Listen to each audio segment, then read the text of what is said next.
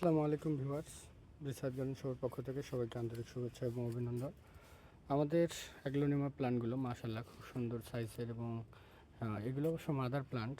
মাশাআল্লাহ খুবই সুন্দর।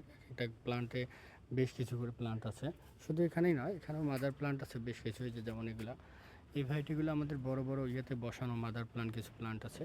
আমরা সাধারণত এখান থেকে কেটে কেটেই চারাগুলো করে থাকি।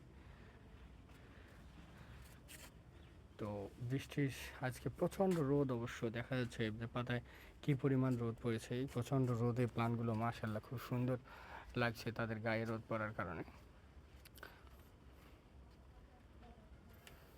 যদি এই সপ্তাহে আবার বৃষ্টি শুরু হয়, হয়তো বা এগ্লোনিমা বেশ কিছু আবার কাটা পড়বে নতুন করে। তো ধন্যবাদ সবাইকে। আর আমাদের রিসার্চ গার্ডেন শপের এই প্ল্যান্টগুলোর জন্য আপনারা সবাই দোয়া করবেন।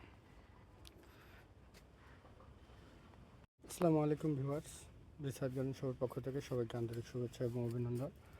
আমাদের অ্যাগ্লোনিমা প্ল্যান্টগুলো মাশাআল্লাহ খুব সুন্দর সাইজের এবং এগুলো অবশ্য মাদার প্ল্যান্ট।